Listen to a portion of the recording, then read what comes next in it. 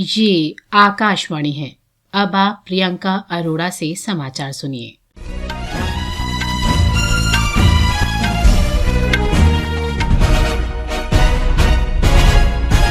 लोकसभा चुनाव के दूसरे चरण में आज तेज मतदान की खबर है। इस चरण में 12 राज्यों और केंद्र शासित प्रदेश जम्मू कश्मीर की 88 संसदीय सीटों पर वोट डाले जा रहे हैं।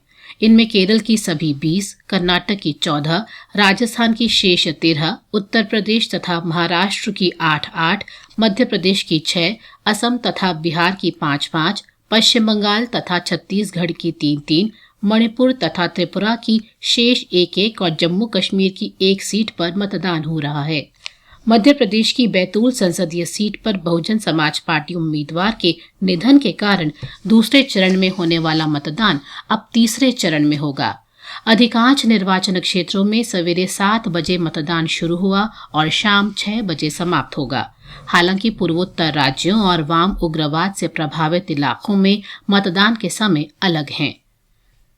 आज जिन प्रमुख उम्मीदवारों की राजनीतिक किस्मत ईवीएम में बंद हो जाएगी वे हैं केरल के वायनाड से कांग्रेस नेता राहुल गांधी, तिरुवनंतपुरम से केंद्रीय मंत्री राजीव चंद्रशेखर तथा कांग्रेस नेता शशि थरूर, बेंगलुरु दक्षिण से भाजपा के तेजस्वी सूर्या और मथुरा से भाजपा की हेमा मालिनी। अन्य प्रमुख उम्मीदवार हैं मेरठ से भाजपा के अरुण गोविल, मांड्या से कर्नाटक के पूर्व मुख्यमंत्री HD कुमारस्वामी और पूर्णिया से पप्पू यादव।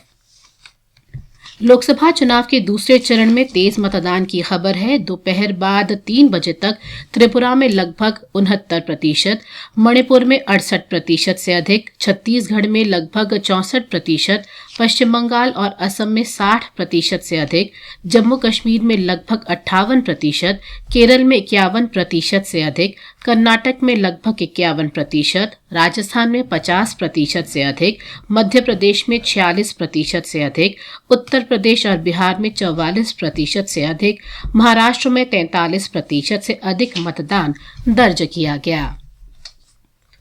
पश्चिम बंगाल में दार्जिलिंग, बालूरघाट और रायगंज सीटों पर छिटपुट घटनाओं को छोड़कर मतदान शांतिपूर्वक चल रहा है। तृणमूल कांग्रेस ने आरोप लगाया है कि केंद्रीय बल कुछ मतदान केंद्रों पर मतदाताओं को प्रभावित कर रहा है और डरा धमका रहा है।